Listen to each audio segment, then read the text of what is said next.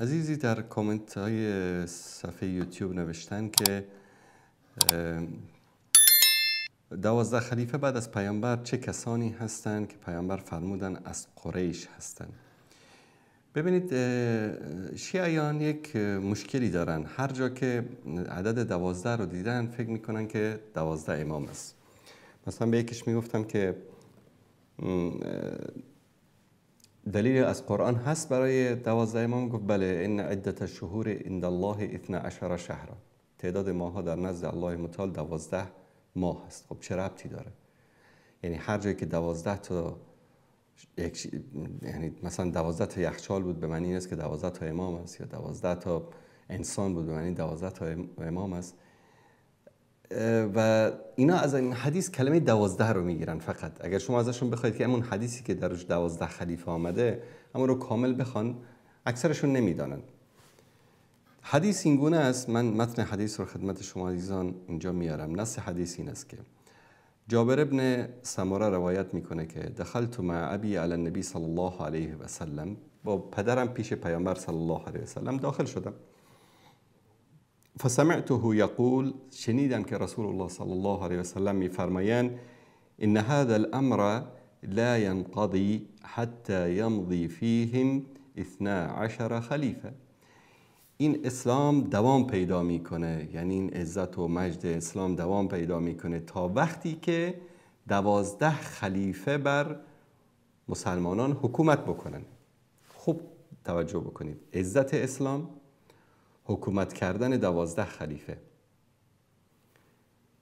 قال ثم تكلم بكلام خفي علي، بعد از اون حرف فرمودن که من نشنیدم. از پدرم پرسیدم فقلت لابی ماذا قال، ما قال، چی فرمودن رسول الله صلی الله علیه و قال كلهم من قریش. فرمودن که رسول الله صلی الله علیه و سلم میفرمایند که همه اینها قریشی هستند. یعنی چی؟ از نسل قریش هستند. روایت بخاری. لفظ دیگرش که میاد میگه که لا یزال الاسلام عزیزا الى 12 خلیفه. اسلام عزیز است، یعنی قدرتمند است، قوی است، با مجد است، با عظمت است تا وقتی که 12 خلیفه حکومت میکنن. در لفظ دیگر لا یزال هذا الدین عزیزا منیعا الى 12 خلیفه. این دین قدرتمند است، عزیز است، با اقتدار است، با عزت است تا وقتی که منیعا یعنی در امان است، مسئول است از فروپاشی و از بین رفتن، تا وقتی که 12 خلیفه حکومت میکنن. در لفظ دیگری میاد که یکون 12 امیرا فقال کلمه لم اسمعها قال ابی انه قال كلهم من قریش. بعد از اون فرمودن که تا وقتی که 12 امیر باشد. در یک روایتی 12 خلیفه است، در جای 12 امیر است. علما برداشتشون از این روایت هایی که با الفاظ مختلف آمده این است که در جاهای مختلف رسول الله صلی الله علیه و سلم این رو ذکر کردن. 12 امیر گفتن، 12 خلیفه گفتن. خلیفه و امیر عموما به کسانی ذکر میشه که اینا صاحب سلطه و قدرت باشن. امیر به کسی میگن که صاحب قدرت باشه، امارت دستش باشه، رئیس جمهور باشه، حاکم باشه، پادشاه باشه. اشاره در همه روایت ها به عزیز بودن، یعنی با عزت بودن اسلام میکنه. به معنی این که در زمان این 12 خلیفه اسلام عزیز است، با عزت است، با قدرت است، تمکین داره. و روایت های دیگری هم در این مورد با الفاظ مختلف آمده که آنچه که ذکر کردم روایت صحیح است. شیعه تا این کلمه 12 رو میشنوه، دیدی 12 تا امام ماست، در حالی که خیلی یک قیاس مع الفارق است، یک دلیل کاملا بیجا است. اولا این حدیث در نزد اهل سنت است.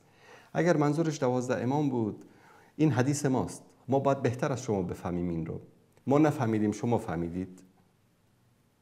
وانگهی از 12 تا امام شما که شما به این حدیث اونها رو میچسبانید، کدام یکی از اینها خلیفه بودن یا امیر بودن؟ غیر از سیدنا علی هیچ کدومشون. امام حسن فقط 6 ماه. بعد از اون هیچ کدام از امامان 12گانه شیعه به عنوان امیر یا خلیفه در بین مسلمان ها حکومت نکردند. اشاره حدیث صریح است که در زیر سایه این امیر یا این خلیفه اسلام با عزت است، اسلام با عظمت است، با قدرت است. مسئله دیگر این که در زمان کدام یک از امامان شما اسلام عزیز و با قدرت بود از نگاه شما؟ در زمان هیچ کدام. چون در زمان امامان شیعه حکومت دست کیا بود؟ دست نواصب، دست اهل سنت. حکومت غصب شده بود، یعنی حق این امامان غصب شده بود. پس اینایی که در رأس حکومت بودن اینا یک تعدادی غاصبین بودن و به نظر شیعه اینا اصلا مسلمان نبودن. در حدیث میگه که اسلام با عزت و با قدرت است. پس در زمان امامان شیعه نه اسلام عزت داشته نه قدرت داشته بر اساس فکر شیعه. در زمان ابوبکر و عمر و عثمان که خلافت غصب شده بوده، اونا خلیفه های غاصب میگن اونا رو. اعتقاد شیعه این است. زمان حضرت علی که بیاییم که حضرت علی رو میگن که اولین این 12 نفر است. اوکی، قبول کردیم. در زمان حضرت علی اسلام کجا عزت داشت؟